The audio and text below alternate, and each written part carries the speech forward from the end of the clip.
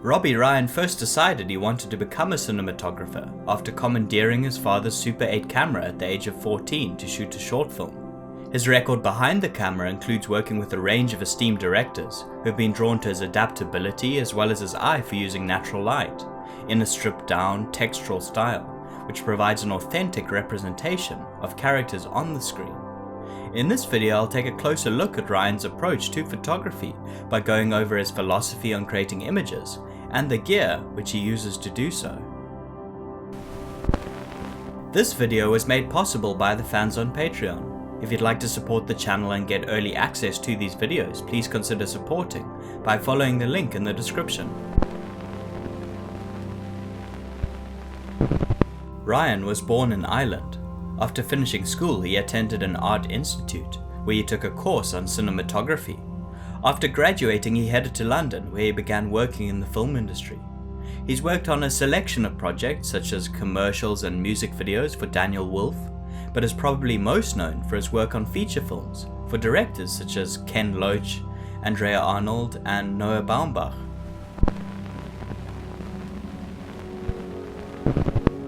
Robbie Ryan's approach to how each project is shot is flexible depending on the director's working style and any visual requests that they may make. For example, when working with a director like Ken Loach, whose films are rooted in social realism, the cinematography needs to be simplified and economical. Other directors such as Yorgos Lanthimos require a more experimental and provocative visual style. I think being a DP, you have to be attuned to whatever a director wants, whether they really want you to create a visual look and do whatever you bring to it, or on the Ken level, you kind of adapt to whatever Ken wants to do and try and see what he's thinking.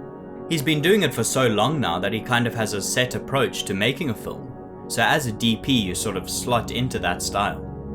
Many of the directors he works with like to make films where their characters are rooted in the real world. To visually build up this realism, a lot of Ryan's lighting is fairly natural and simplified, which tonally suits the language of the films. Part of this simplistic philosophy, which permeates his work, can be found in his hands-off approach to pre- and post-production. For certain Ken Loach films, he claims to have been only present for 3 days of prep work, and completely absent from the grade. I'm a real anti-prep and anti-post kind of guy. It goes down to when you shoot on film. This is the film-digital argument, right? You kind of get it in the can.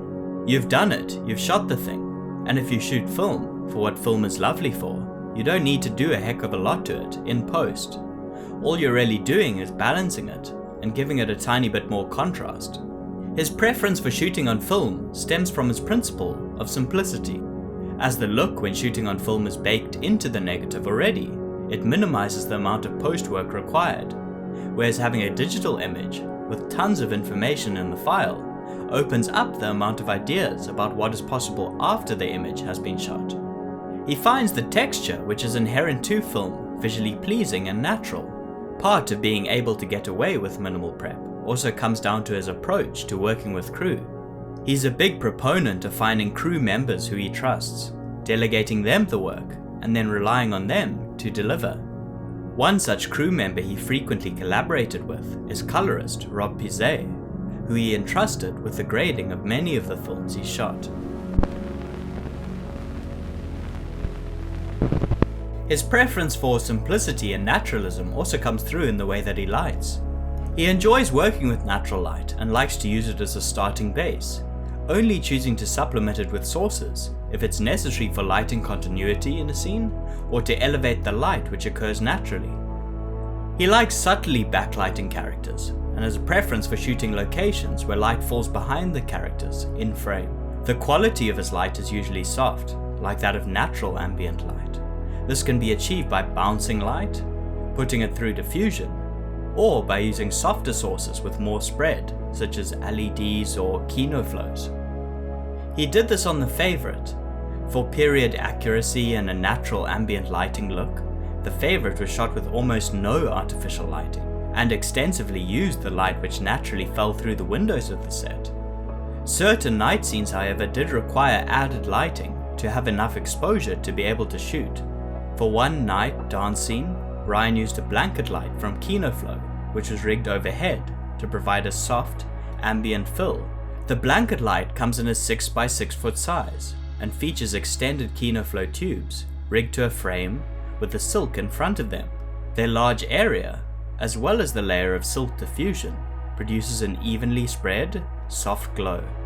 To add a more realistic fill, his team came up with a creative solution. We made all these candle rigs where we were able to get a load of candles, stick them together, and wrap a reflector around them. We went through a few models. The first model, Candle Holder 1.0, was great, but what we didn't realize was candles melt really quickly, and we'd end up with this huge tray full of melted wax. As mentioned, he has a preference for shooting on 35mm film, although for some films such as American Honey, he had to revert to shooting digitally on the Arri Alexa XT due to budget constraints. When shooting on film, he also favors Arri cameras, such as the Arri Cam Studio or Arri Cam Lite for 35mm, or the Arri Flex 416 for 16mm. He's used different film stocks in the past, such as Fuji Eterna stocks, but now that there's only one company left that produces 35mm stock, he likes to go with Kodak's 500T, with its increased textural grain. He shot a variety of lenses over his career, such as Arri Zeiss Master Primes and the Canon 11 to 165mm zoom for 16mm. However, his go-to lenses are the spherical Panavision Primo lenses, which he's used extensively when shooting 35mm. For the favorite, he used very wide-angle Primo lenses, the 14.5mm and 10mm, and even went so far as to use the extreme and rare Panavision SF6 T2.8 fisheye lens. This remarkable piece of glass has more than a 180-degree field of view. As the lens saw so much, no ND filters were able to properly cover the lens. This meant that Ryan was forced to use the low ASA 50 daylight film stock from Kodak for exteriors, so that they could still shoot at an acceptable stop without using filtration.